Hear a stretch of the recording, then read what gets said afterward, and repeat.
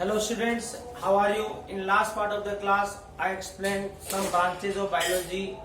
Today we are going to start from the chapter number 38. Chapter name is ecology. What is ecology? Ecology क्या होती है? बहुत simple definition ecology की. Ecology is the study of interrelationship of living organism with their environment. यानी ecology एक क्या study होती है जिसमें हम जो लिविंग ऑर्गेनिज्म की जो इंटर रिलेशनशिप होती है उनके इन्वायरमेंट के साथ उनकी स्टडी करते हैं। यानी अलग अलग जो एरियाज होते हैं उनमें अलग अलग तरह का इन्वायरमेंट रहता है और उस इन्वायरमेंट में जो लिविंग ऑर्गेनिज्म होते हैं वो अपने इन्वायरमेंट के साथ किस तरह से क्या है इंटर रिलेशनशिप शो करते हैं वो हम इसके अंदर स्टडी करते हैं। Eugene Odum is the father of ecology. जो यूजीन जो ऑर्डम है उसे हम क्या बोलते हैं फादर ऑफ इकोलॉजी बोला जाता है। और उन्होंने भी क्या डेफिनेशन दी इकोलॉजी की, एक सिंपल डेफिनेशन है। According to Odum ecology is the study of structure and function of nature. Odum में भी क्या है इकोलॉजी की एक सिंपल डेफिनेशन दी थी जिसके में क्या है वो क्या डिफाइन करते हैं कि ecology is study of structure and function of nature. Ecology जो है वो नेचर का स्ट्रक्चर और जो फंक्शन है उसे हम क्या बोलते हैं इकोलॉजी बोलते हैं अकॉर्डिंग टू ऑर्डम। अब नेक्स्ट टॉपिक है ब्रांचेज ऑफ इकोलॉजी।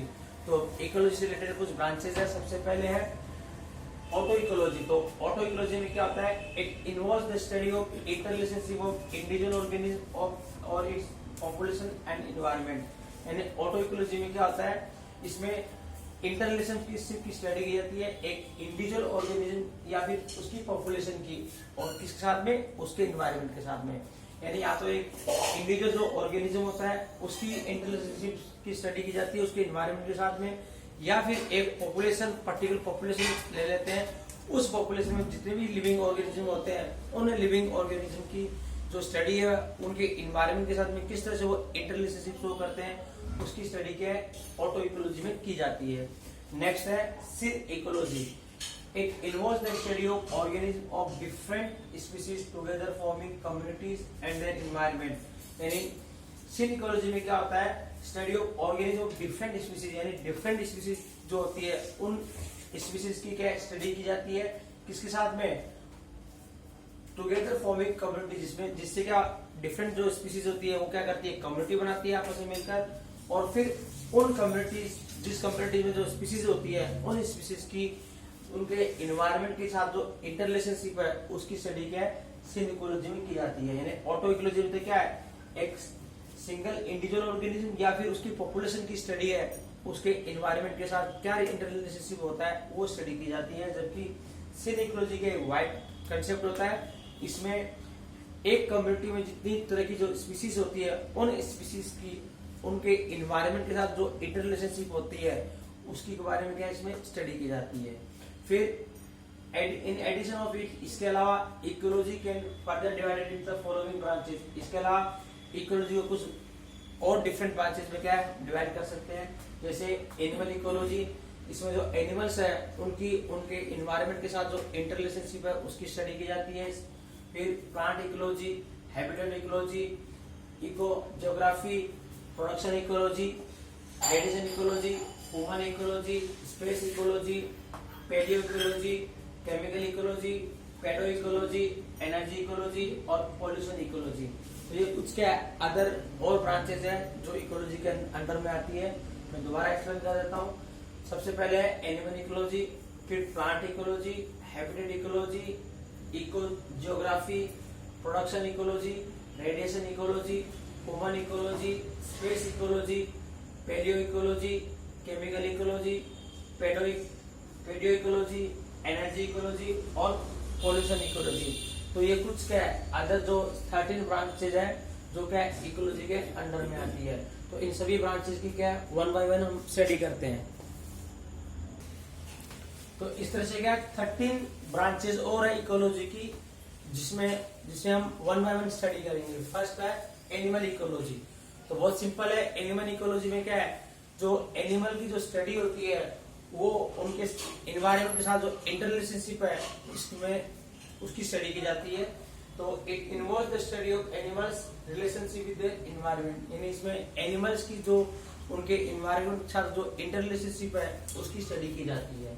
नेक्स्ट है प्लांट इकोलॉजी। बहुत सिंपल सा टर्म है कि प्लांट इकोलॉजी, तो इसमें क्या है, प्लांट की जो इंटररिलेशनशिप स्टडी जो होती है उनके एनवायरनमेंट के साथ में, वो इस प्लांट इकोलॉजी में की जाती है। तो it involves the study of interrelationship of plants with their environment.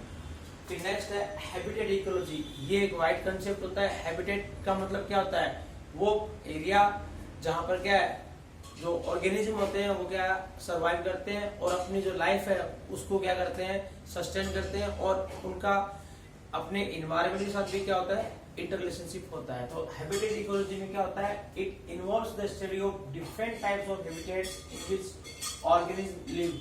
यानी इसमें उन सभी तरह की हैबिटेट्स की स्टडी की जाती है जिसमें ऑर्गेनिज्म रहते हैं। It may be further divided into following branches. और हैबिटेट इकोलॉजी को क्या है, कुछ ब्रांचेस में क्या है डिवाइड करते हैं। सबसे पहले मरीन इकोलॉजी। मरीन इकोलॉजी में क्या है, जो सी एरिया में यानी समुद्र के पानी में जितने भी प्लांट्स और एनिमल्स है, वो जो प्लांट्स और एनिमल्स रहते हैं उनकी स्टडी की जाती है उनके इन्वायरमेंट के साथ में। और फ्रेश वाटर में इकोलॉजी में क्या होता है, फ्रेश वाटर इकोलॉजी में जो पॉन्ड्स वगैरह होते हैं उनमें जो लिविंग ऑर्गेनिज्म रहते हैं, चाहे वो प्लांट्स हो एनिमल्स हो, उनकी जो इंटररिलेशनशिप की स्टडी होती है उनके एनवायरनमेंट के साथ में, वो क्या फ्रेश वाटर इकोलॉजी में स्टडी की जाती है। नेक्स्ट है टेरेस्ट्रियल इकोलॉजी। टेरेस्ट्रियल इकोलॉजी में के अंदर क्या आता है, जो भी लैंड एरिया में लिविंग ऑर्गेनिज्म रहते हैं, चाहे वो वेदर प्लांट हो या एनिमल्स हो, उनकी जो इंटररिलेशनशिप की जो स्टडी होती है उनके एनवायरनमेंट के साथ में, वो टेरेस्ट्रियल इकोलॉजी के अंदर आता है। अब नेक्स्ट है एस्टुरियन इकोलॉजी। तो एस्टुरियन का मतलब क्या होता है, estuary is the area where river meets the C.